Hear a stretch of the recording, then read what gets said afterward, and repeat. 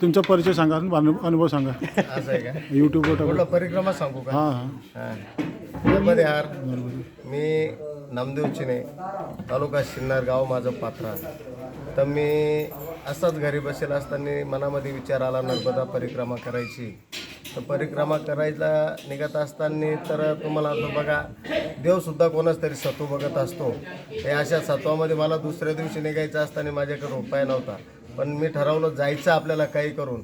तर त्या अनुभवामध्ये मैयाला सांगितलं मला यायचं आहे. संध्याकाळी माझ्या खात्यावर कुठून 40,000 येऊन पडले मला माहीत नाही. मैयाची कृपा. त्यानंतर ओंकारेश्वरला आलो. नर्मदा मैयाचं पूजन करून ज्यावेळेस मी पायी निघालो 17:10 निघालो असताना पहिल्याच दिवशी तुम्हाला तो सीताराम आश्रममध्ये आलो. आल्यानंतर मला इतका त्रास झाला, म्हटलं आपली परिक्रमा पूर्ण होत नाही. मैयाचं स्मरण केलं, मैयाला सांगितलं, दुसऱ्या दिवशी काहीच होईल नाही असं मला झालं. परिक्रमा चालू झाली. तब्येत चांगली झाली. तिथून पुढे 1 किलोमीटर मी किनारी चालत असतो. 40,000 रुपये. मग तुम्ही सोबत किती घेतले? सोबत किती घेतले का पैसे घेतले त्यावेळेस मी फक्त भाड्यापुरते पैसे घेतले होते. पैशाचं काम पडते. पैशाचं पण माझ्या खात्यावर 40 आले. पण तुम्हाला तो 1000 रुपयेच घेतले आणि निघालो. मी परिक्रमेसाठी निघालो. पण मी सीताराम बाबा आश्रमच्या पुढं निघाल्यानंतर किनाऱ्याने चाललो. एक मला छोटंसं बालक होतं, साधारणतः ते 5-6 वर्षाचं असू शकेल. ते किनाऱ्याला होतं. किनाऱ्याने त्याने मला सांगितलं बाबाजी रस्ता ऊपर से इधर से नाही. तर त्या मुलाला मी खिशातून 10 रुपये काढले, त्याला दिल्यानंतर मी ज्यावेळेस किनाऱ्यावर चढण्यास निघालो, मागं फिरून बघतो तो बालक नाही. हा एक पहिला माझा अनुभव झाला. त्याच्यानंतर दुसरा अनुभव माझा परिक्रमामध्ये असा झाला की एका ठिकाणी 3 रस्ते आले. तिथं कुठलाही म्हणजे अशी निशाणी नव्हती का हा रस्ता जाण्याचा आहे. तुम्ही इकडं तिकडं बघितलं, शेतात कोणी नाही. पण मैयाला ज्यावेळेस 3 वेळेस आवाज दिला तर एक तांबड्या कलरचं कुत्रं रस्त्यावर येऊन थांबलं. आणि थांबल्यानंतर त्या कुत्र्याच्या ज्यावेळेस मी पाठीमागं गेलो तर अर्धा किलोमीटर जाऊन मला रस्ता मिळाला. त्याच्यानंतर अजून पुढला एक अनुभव झाला गेला. एक म्हातारी होती, कमीत कमी तिचं वय असेल 85 ते 90 वर्षाची आजोबी असेल ती. आणि ती एका झाडाच्या कडेला अशी पाठ लावून बसलेली होती.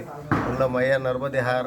तर त्या मैयाचं ज्यावेळेस मी बघितलं गेलं, तिच्या अंगावर वस्त्र साडी जी होती ही होती ढवळ्या कलरची. असताना मैया नर्मदे हार.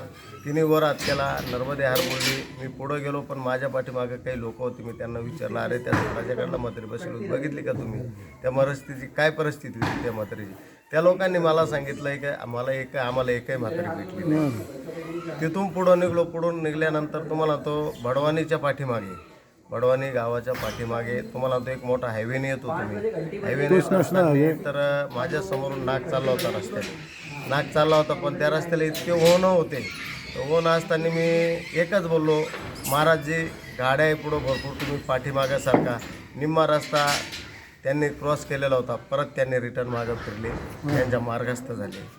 हे माझ्या जीवनामध्ये एवढे मोठे अनुभव झाले गेले. आणि शूलपाणीबद्दल तर मी हे बोलू शकतोय का शूलपाणीमध्ये पहिली जी लूटमार होत होती, तर जे लोक लूटमार करीत होते ते लोक आज परिक्रमावाल्यांची सेवा करतात.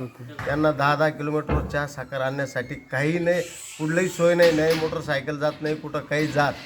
पण त्या लोकांनी आज तुम्हाला तो प्रत्येकाला 3 दगडाची चूल मांडून चहा पाजतात. आणि त्याच्यानंतर उपाशी कोणाही ठेवत नाही. तो भात का असाना, डाळ भात का होईना, पण ते खाऊ घालतात. आणि मी हे सांगू इच्छितो का आपल्याकडं किती कोटीना पैसा असू द्या, आपण काहीच करू शकत नाही. एवढं शूलपाणीमधले लोक करतात. नर्मदे हार. नर्मदे हार बाबाजी.